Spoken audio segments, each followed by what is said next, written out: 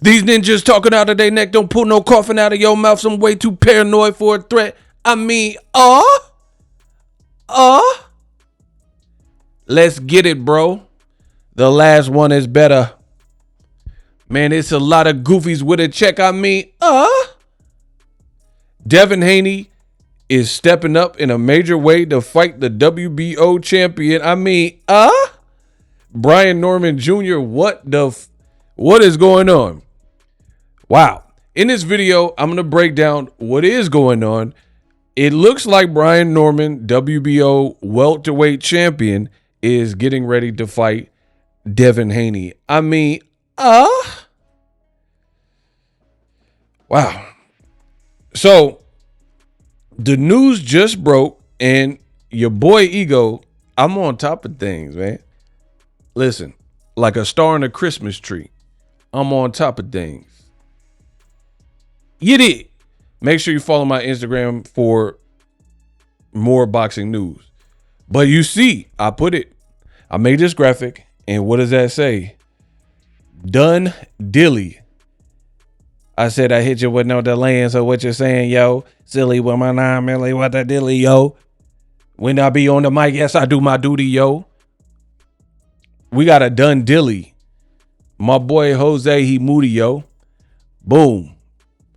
Ring Magazine verified page. It says Brian Norman and Devin Haney will meet for the WBO welterweight title in November in Riyadh, Turkey Al-Sheikh announced. Devin Haney will attempt to win a third division title in his first fight at the full-fledged 147.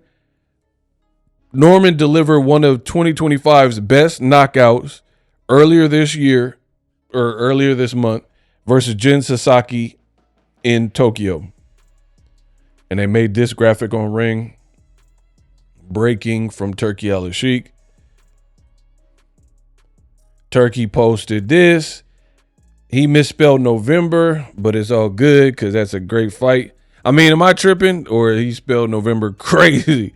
But it says, in November in Riyadh, Brian Norman Jr. will defend his WBO welterweight title versus Devin Haney. Riyadh season card. More exciting surprises to come. Now, this kind of looked like Devin, but I don't know who that is. Bro, I don't know. They got the dude from OG Bobby Johnson from South Central. I don't know who that's supposed to be. I don't look nothing like Brian Norman. They could have did a little better. I'm just saying. Bro, they got him looking like Jonathan Majors. Dame from Creed 3 looking at it. But listen, I don't care about that. What I do care about is we have ourselves a fight. Now, your boy Ego, I was wrong. And it's all good because I don't mind being wrong when I'm wrong, but what's better for boxing actually happens.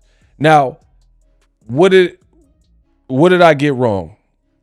Well, I guess what I got wrong was I didn't think Devin Haney would take this fight.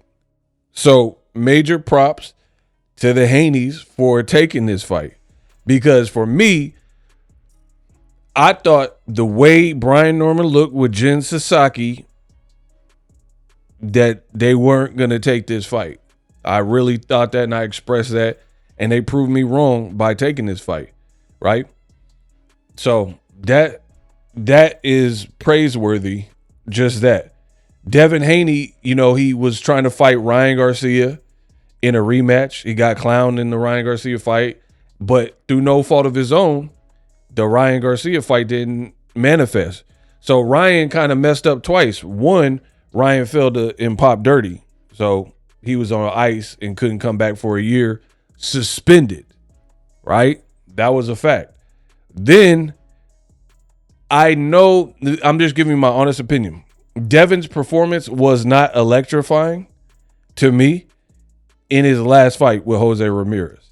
But we know that they were supposed to fight in October against each other in a rematch, and Devin cleared who he needed to clear to make that happen. So that Ryan fight not happening, it doesn't fall on Devin Haney. To me, I told you before, Turkey made a mistake by putting them in separate bouts on the same card and all that interim fights. That's old news. Boxingego got that right. That's something I definitely got right, and you've seen. But, you know, that didn't work out with Ryan. He lost to Rolly. Talked about that on the channel. If you're new, consider subscribing. I cover boxing for the last 13 plus years. I'm the man. So Devin couldn't fight Ryan for obvious reasons. The value of that fight dropped with Ryan's performance. He got dropped in the Rolly fight and ended up losing. And then, you know, he got hand surgery or whatever. He's beefing with Golden Boy again. It's just too much going on. So rightfully so, Turkey is moving on and trying to get the next order of business. Now, I would also add that the Teofimo Lopez fight was another fight where Devin and Teo couldn't come to terms. So Turkey got aggressive, obviously, and he's paying them whatever they needed to make this happen. And it's a great fight. I'm not mad at it one bit. I will support this fight on my channel. I always support great boxing, and I always support what's right for boxing. That's always going to be the case on my channel. So props to both, not just for Devin Haney. Like, I'm giving props to Devin Haney because I didn't think he'd take the fight. That's just straight up. I didn't think he'd take the fight, but cool. He wants it because you can't. This will be a great win if Devin Haney could pull this off because I love my ninja. I shed blood for my ninja. Because the reason I'm saying it'll be a great win is because Brian Norman is at the height of his young career so far. People wanted to see him fight Jaron Boots Ennis. Didn't work out there. And we'll get to that in a second. I got more to say about that. So if Devin is able to move up to the full 147 and try to fight and beat Brian Norman, who's a champion, he'll be a 3-division champion. And you can't take anything away because Brian Norman is coming off of his probably best performance or knockout, that or Santillan. But either way, he's undefeated. And, you know, it's a great fight. I'm not mad at it one bit. Big props to Brian Norman. He said, I ain't hard to find. Proof is in the pudding. He's willing to make it happen. Now, speaking of Jaron Boots Ennis, I got to keep it real, like I always do. This looks bad for Jaron Boots Ennis, in my opinion. Let me explain why. So for me, the reason it looks bad for Jaron Ennis is because Ennis remains to not have no big names on his resume, right? He teamed up with Eddie Hearn. I had questions about that because you left kind of a winning formula being with Espinoza and Showtime. Cool. Eddie was overpaying you. Cool. You went over there, but you did a Stanionis fight. That was cool. You know what I mean? Good performance. But then the other fights, David Avocado and looked worse versus Chukadazian in the rematch. You didn't fight Virgil Ortiz because you said you didn't want to move at 54, but then now you move into 54. You did it weird, in my opinion. The day before Brian Norman was fighting in Japan, Boots Ennis decided to make the actual plunge up to 154. That's weird. To me, that was weird. You could have just waited a day and seen that he got this viral knockout over Jin Sasaki. But Eddie Hearn's team, they were trying to rush and like get Brian Norman to commit. And I told you, and listen, I tell y'all all the time, a lot of low quality content available in boxing, a lot of low quality content. You have content creators who are so for the moment, prisoners of the moment, and they out here saying whatever. So think about the content creators that gave Brian Norman for not fighting Boots. And then your boy Ego, I was very objective about it. And I'm like, the way Eddie Hearn and Boots is moving, it don't look right. Like, he had the Jin Sasaki, a mandatory fight he had to take, and he says, we'll discuss a Boots fight after that. And then they're like, nope. And then they just move on and move up and all this type of stuff. Why?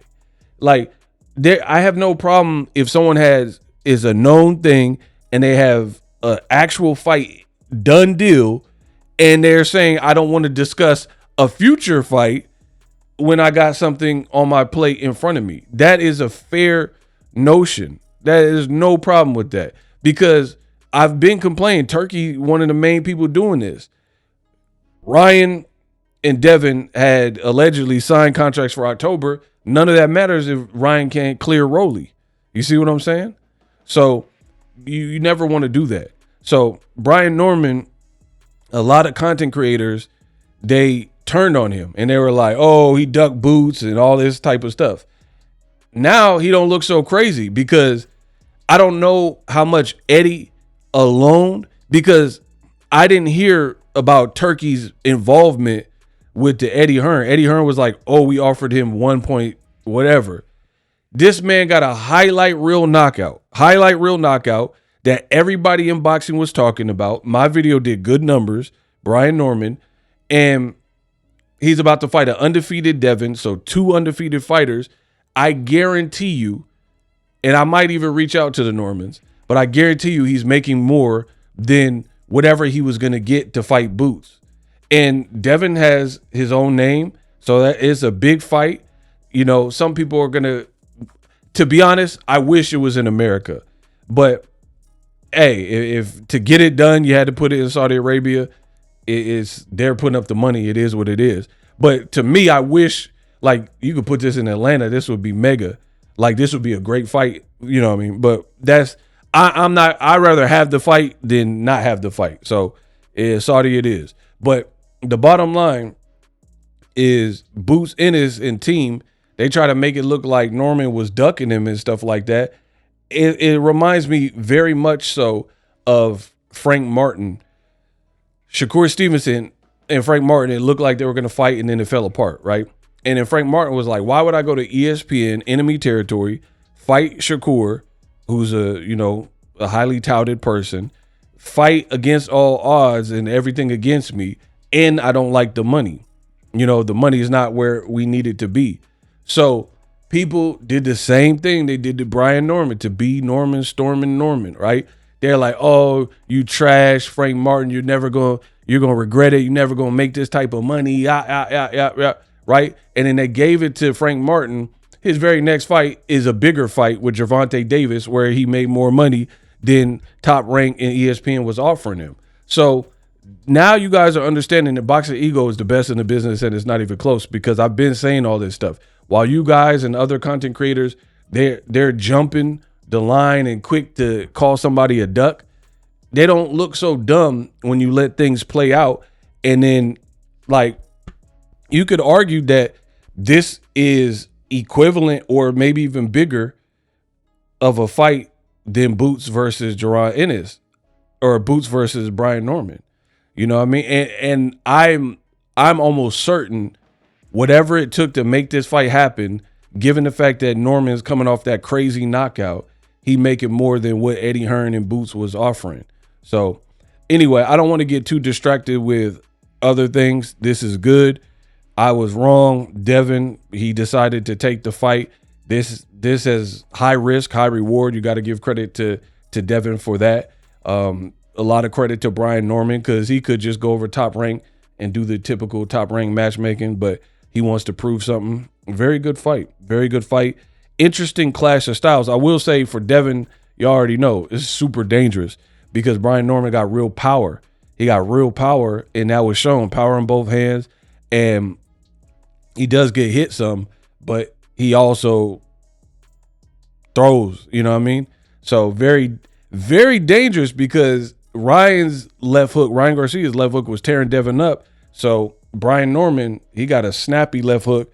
If he lands his, it just makes you wonder. So people will tune in for that. The other thing I will say, I'd be remiss not to mention this, is Turkey, he came and said, I don't want no Tom and Jerry fights, and I don't want no running around and stuff like that. One of the people that came to mind for a lot of fans when Turkey was making that comment was Devin Haney and his Jose Ramirez performance. So if he ran and fought an unattractive, negative style versus a guy like Jose Ramirez, who ain't a full-fledged 47-pounder, came from 40, ain't looked good in a while, it's going to be real dangerous waters versus a Brian Norman, because he's like more in prime. He's a champion, and he's definitely stronger and more of a brolic, full-fledged welterweight than a Jose Ramirez. And then Turkey on that small ring, no run-in stuff. So super dangerous fight for both, but more so for Devin Haney to me. So props for them making it. I can't wait.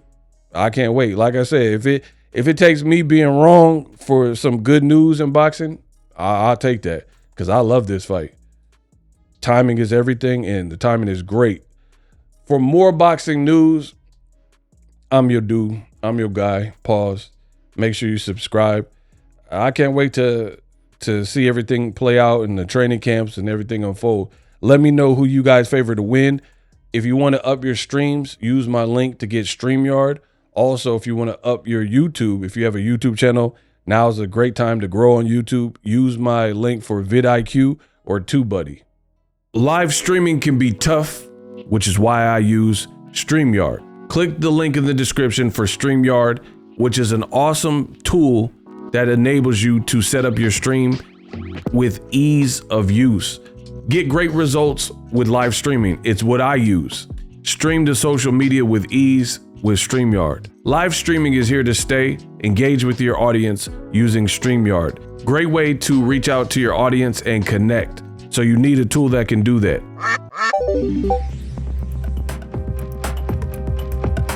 If you're new to YouTube and you're struggling to get views, one tool I can provide to you is TubeBuddy. I've been on YouTube over 10 years. I use TubeBuddy daily to crank out videos just like this one that you're watching. Learn how the pros do it with TubeBuddy. YouTube receives a lot of traffic, which also means a lot of creators, a lot of people putting out content. So you need to learn the ropes so you know how to separate yourself, especially if you're new. But even if you're a pro, use TubeBuddy. The link is in the description. Get more views, more subscribers, and a higher click-through rate, so ultimately you can realize all of your online goals. Use my affiliate link in the description and grow your channel fast.